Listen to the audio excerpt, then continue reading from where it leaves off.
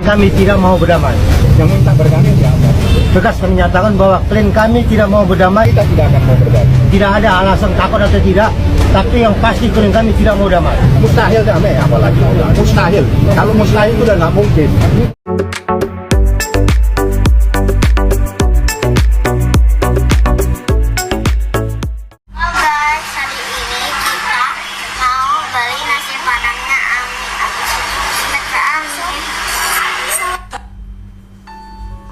Mau jenguk Ami Nikita ya, tapi beli nasi padang dulu.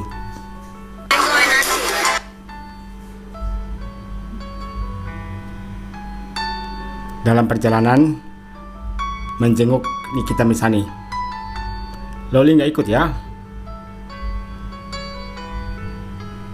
Kalau gak jadi aku makan sama Ami, karena aku udah lama gak makan sama Ami. Mau makan sama Ami.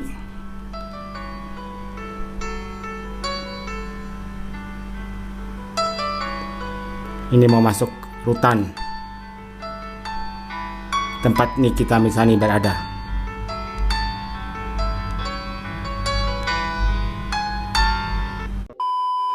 Kamis, 19 Juni 2025.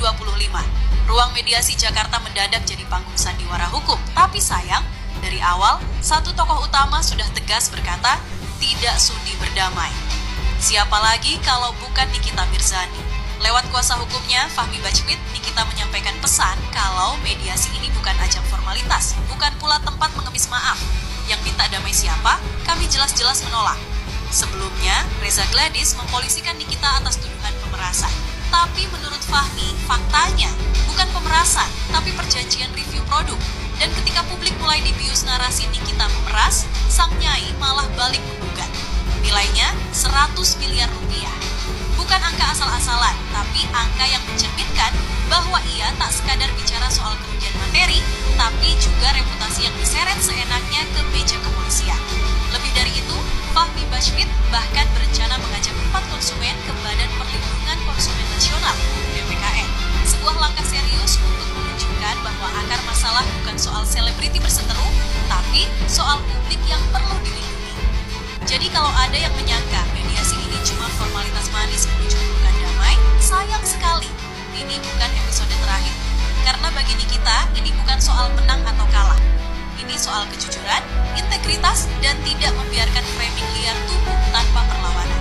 Dan seperti biasa, Nikita tetap jadi Nikita. Tidak selalu manis, tapi selalu jujur. Tidak selalu disukai, tapi selalu benar saat yang lain sibuk bersandiwara. Satu hal yang terpenting, tanggal 24 itu kunci dari masalah ini. Ada tidaknya tindak pidana pemerasan tanggal 24 nanti akan terungkap. Oke? Selama ini saya sudah nyatakan tidak pernah ada tindak pidana pemerasan. Semua akan terungkap, terbukti pada saat proses pembacaan dakwaan tanggal 24. Oke? Itu yang paling penting.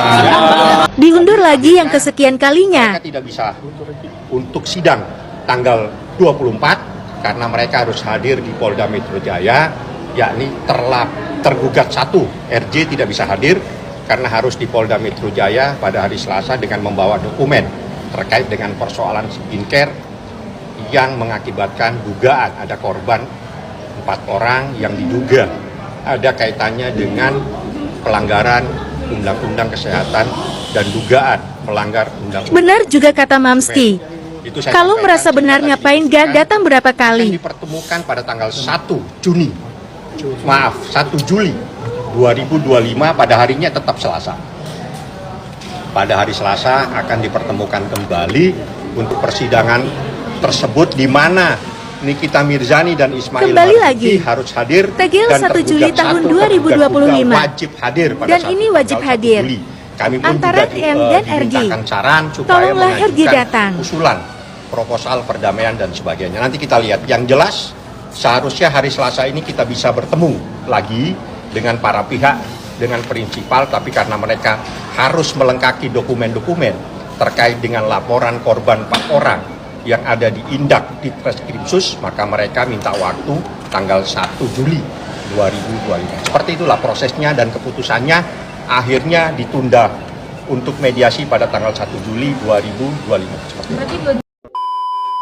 kami kan awalnya nggak seperti itu. Ada pertama itu buruk, kemudian diancam kalau nggak diberikan, kata nanti gimana gitu kan. Artinya adalah hancur kredibilitas dia sebagai dokter. Angkat. Jadi kalau dibilang endorse, mana endorse-nya gitu loh.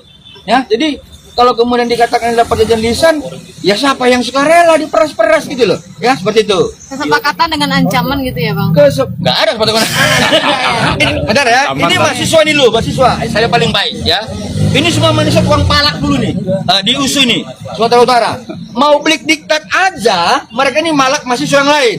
Minta 1.000 rupiah, ditawar sama mahasiswa yang lain. Boleh nggak 700 perak? Boleh. Nah ini tukang palak ini. Tukang palak ini boleh nawar? Boleh. Ya. Jadi jangan dibilang kalau taruh menawar itu harus kesepakatan. Enggak. Ini contoh tukang palak nih. Ini salah satu ini. Bisa tuh. Oke deh Bang, baik. Gimana? Jadi dia mengatakan saya tidak mau datang karena ini 4M yang pertama sudah dikelola oleh pidana. Ya, pemerasannya, uang yang 4M ini katanya diminta kembali juga sudah masuk dalam pidana.